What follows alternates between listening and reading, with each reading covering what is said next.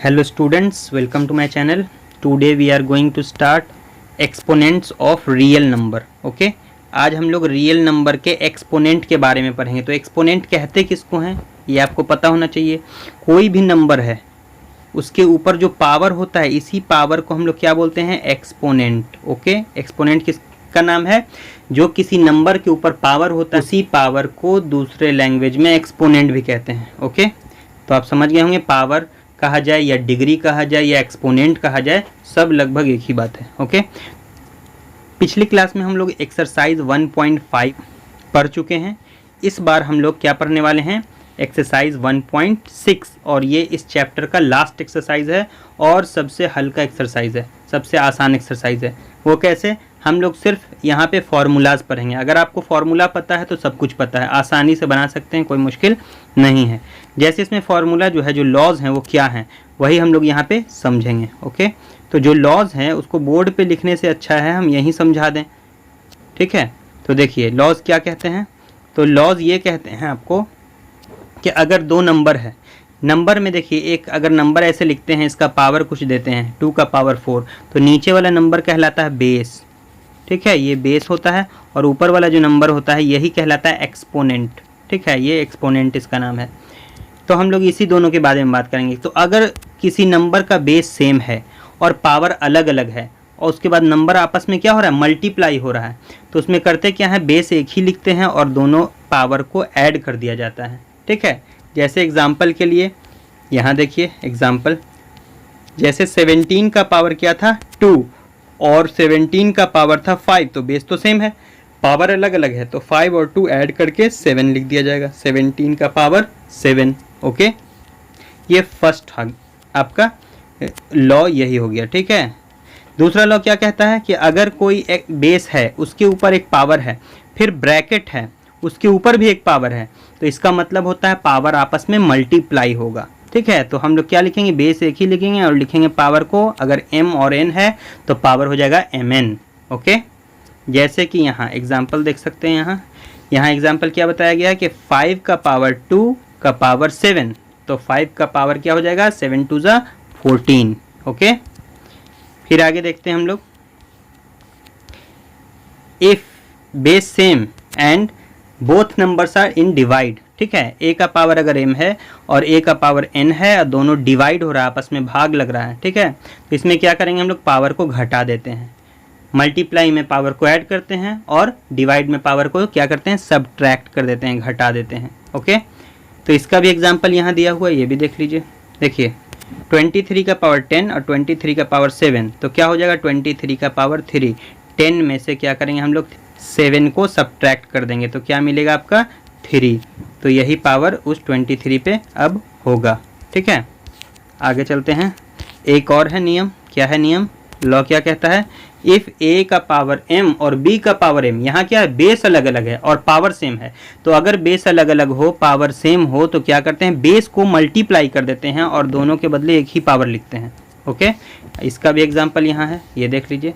7 का पावर 3 और 9 का भी पावर 3 है, तो 7 9 ज़ा 63, 63 का पावर 3।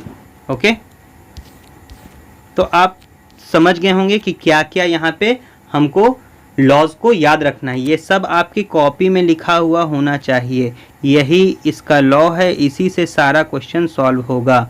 ओके, ठीक है, आगे बढ़ते हैं हम लोग। देखिए यहाँ पे क्या है कि किसी भी नंबर का अगर पावर 0 हो तो वो 1 के बराबर होता है। जैसे x का पावर अगर हम लोग 0 लिख देते हैं तो ये 1 के बराबर होगा। ठीक है, 5 का पावर अगर 0 लिख देते हैं तो ये 1 के बराबर होगा। किसी भी नंबर का अगर पावर 0 हो गया तो वो किसके बराबर हो जाएगा? 1 के बराबर हो जाएगा। ओके, अब क्या है? कोई भी नंबर अगर रेसिप्रोकल में, जैसे मान लीजिए यहाँ लिखा है 1 2 का पावर 3, तो अगर इसको सीधा करते हैं यानी रेसिप्रोकल को हम लोग कन्वर्ट करते हैं, तो क्या लिखा गया? 2 इनवर्स 3, यानी 2 का पावर -3, ऐसे लिखा जाएगा।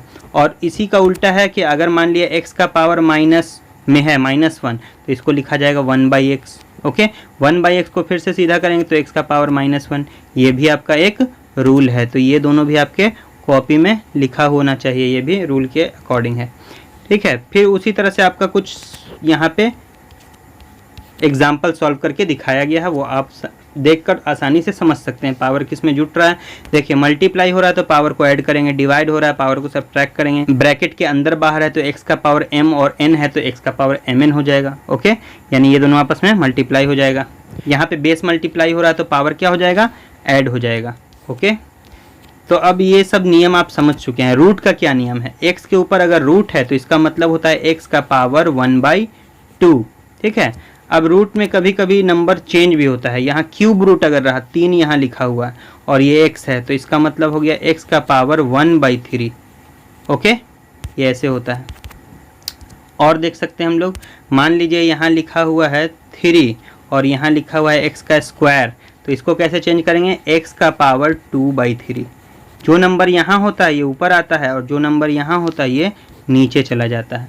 फिर इसको कन्वर्ट करेंगे तो फिर से ये रिटर्न ऐसा बन जाएगा। ओके, ये दोनों आपस में एक दूसरे को कॉम्प्लीमेंट करता है। आगे चलते हैं, देखते हैं क्या है। वही सब आपका एग्जाम्पल है, ये सब सॉल्व देख सकते हैं आप कैसे सॉल्यूशन हुआ है। सेम प्रॉपर्टी को फिर से यहाँ लिखा गया है, इसमें कोई दिक्कत नहीं है, सेम एज इट इज़ लिखा गया है इसको। सेम यहाँ पे एग्जाम्पल समझाया गया है, सेम यहाँ उसी तरह से कुछ एग्जाम्पल समझाया गया है ऊपर के क्वेश्चन का। अब यहाँ पे आगे आपका क्वेश्चन बनाना है। ओके, तो हम क्या करते हैं, 3 ही क्वेश्चन है आपका। 1.6 एक्सरसाइज जो है इसमें सिर्फ 3 क्वेश्चन है, इसके बाद आपका ये चैप्टर एंड हो गया।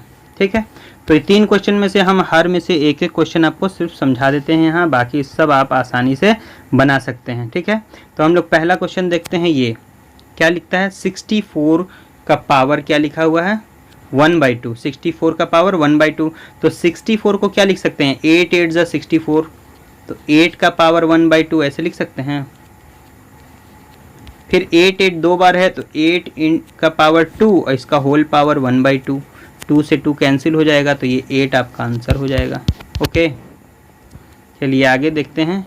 ये देखिए दूसरा क्वेश्चन,